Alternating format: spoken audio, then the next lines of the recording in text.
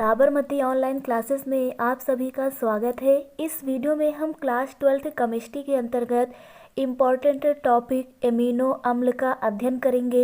Amino अम्ल क्या होता है? तो ये एक प्रकार का कार्बनिक यौगिक होता है। एक प्रकार का क्या होता है? कार्बनिक यौगिक।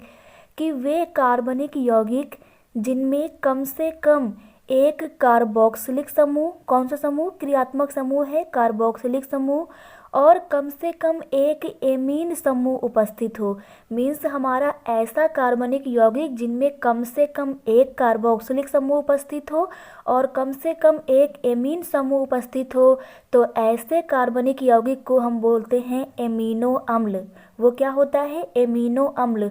तो आप लोगों को एमिनो अम्ल की परिभाषा क्लियर हो गई होगी कि वे कार्बनिक यौगिक जिनमें कम से कम एक कार्बोक्सिलिक समूह और कम से कम एक एमीन समूह उपस्थित हो, तो ऐसे कार्बनिक यौगिक को हम लोग क्या बोलते हैं? एमिनो अम्ल बोलते हैं। मीन्स जो हमारा एमिनो अम्ल होता है इसमें, इसके सूत्र में कार्बोक्सिलिक समूह भी पाया जाएगा और एमीन समूह भी पाया जाएगा। तो यहाँ पर ये एग्जाम्पल है, एक कार्बनिक यौगिक है जिसमें क्रियात्मक समूह जो है वो कार्बोक्सिलिक भी है और एमीन भी है, इसलिए ये हमारा कहलाएगा एमिनो अम्ल। क्या कहलाएगा? एमिनो अम्ल। अब हम लोग देख लेते हैं एमिनो अम्ल के प्रकार में। तो पहला है अल्फा एमिनो अम्ल। अल्फा अमीनो अम्ल किसे कहते हैं? तो जब क्रियात्मक समूह से, क्रियात्मक समूह COOH से केवल एक ही कार्बन जुड़ा हो, तो जो पहला कार्बन होता है ना वो अल्फा कार्बन कहलाता है, और उसमें अगर क्रियात्मक समूह कार्बोक्सिलिक और एमीन दोनों है तो ऐसे कार्बनिक यौगिकों को हम कहेंगे अल्फा अमीनो अम्ल। मीन्स वह अमीनो अम्ल जिसमें अल्फा कार्बन उपस्थित होता है। अल्फा कार्बन किसे कहते हैं? क्रियात्मक समूह से जुड़ा पहला कार्बन अल्फा कार्बन कहलाता है। तो वह एमिनो अम्ल जिसमें, अमीनो अम्ल क्यों बोल रहे हैं? क्योंकि ये अमीनो अम्ल होगा, इसमें कार्बोक्सिलिक और एमीन समूह पाया जाएगा। तो वह एमिनो अम्ल जिसमें अल्फा कार्बन उपस्थित होता है अल्फा एमिनो अम्ल कहलाता है। इसके साथ ही हम बात करेंगे बीटा एमिनो अम्ल की। तो ये भी एक प्रकार का क्या होगा? एमिनो अम्ल होगा।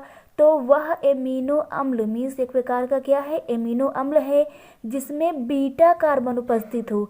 अब ये बीटा कार्बन क्या होता है? तो क्रियात्मक समूह से लगा हुआ पहला कार्बन अल्फा कार्बन कहलाएगा, और क्रियात्मक समूह से लगा हुआ दूसरा कार्बन, ये दूसरा कार्बन देखिएगा यहाँ ध्यान से, ये तो क्रियात्मक समूह है और ये भी क्रियात्मक समूह है, तो क्रियात्मक समूह से लगा हुआ पहला कार्बन अल्फा कार्बन और उससे लगा हुआ दूसरा कार्बन बीटा कार्बन कहलाएगा। तो यहाँ पर बीटा कार्बन उपस्थित है इसलिए, और जिसमें एमिनो अम्ल भी है एक प्रकार का ये, क्योंकि इसमें क्रियात्मक समूह कार्बोक्सिलिक और एमीन है, तो इसलिए यह बीटा एमिनो अम्ल कहलाएगा।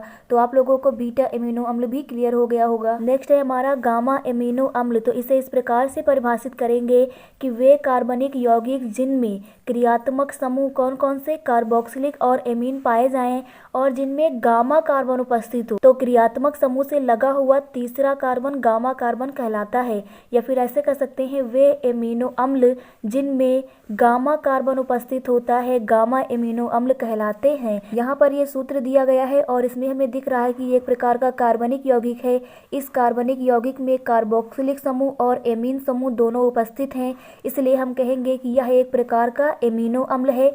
अब क्योंकि इसमें अल्फा क्रियात्मक समूह से लगा हुआ पहला कार्बन अल्फा कार्बन, दूसरा कार्बन बीटा कार्बन और तीसरा कार्बन गामा कार्बन कहलाएगा, तो इसमें गामा कार्बन उपस्थित है, इसलिए इस एमिनो अम्ल का नाम क्या हो जाएगा?